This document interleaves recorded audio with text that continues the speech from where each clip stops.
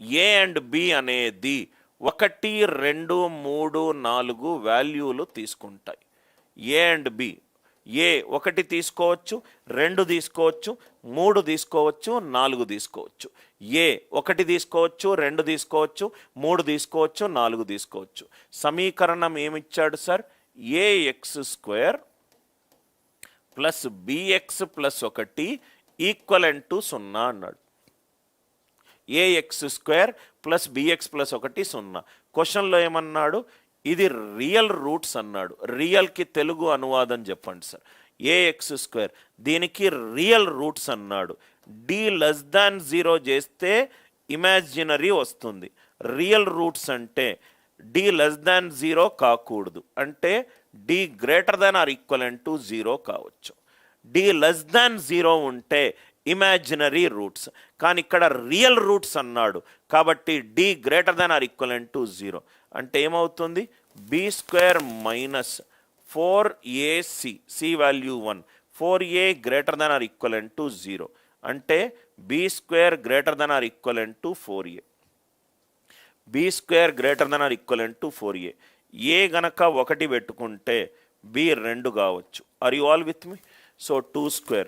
ఏ గనక 2 పెట్టుకుంటే b² 8, b 3 కావచ్చు, b 3 కావచ్చు, b 4 కూడా కావచ్చు. 4² అనేది 16, 16 ఈజ్ గ్రేటర్ దాన్ 8. ఏ గనక 3 పెట్టుకుంటే b² 12, అంటే b వాల్యూ ఎంత కావచ్చు? 4 కావచ్చు. ఏ గనక 4 పెట్టుకుంటే b ఎంత కావచ్చు? 4 కావచ్చు. ఇది అందరికీ అర్థమైందా? రైట్, మంచి క్వశ్చన్లు సార్. రైట్, బహుపదిలో మంచి క్వశ్చన్లు. b² 4a, b² 4a. ఇక్కడ ఏ వాల్యూ ఏమేమి తీసుకోవచ్చు? 1 తీసుకోవచ్చు, 2 తీసుకోవచ్చు, 3 తీసుకోవచ్చు, 4 తీసుకోవచ్చు. ఇక్కడ 1 తీసుకుంటే b² 4, b². 2² ఏమవుతుంది? 4. 3² ఏమవుతుంది? 4. అంటే ఇక్కడ 2, 3, 4.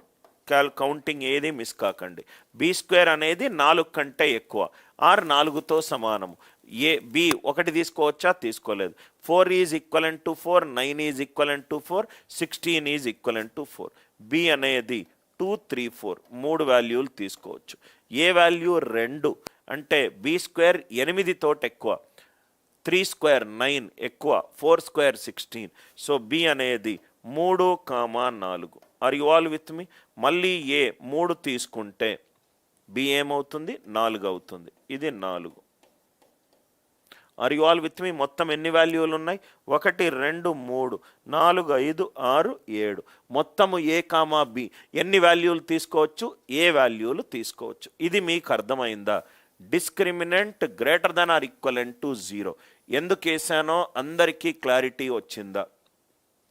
d>0, d>0 అంటే b² minus 4ac >0, b² minus 4ac >0. అందరికీ అర్థమైంది కదా సార్?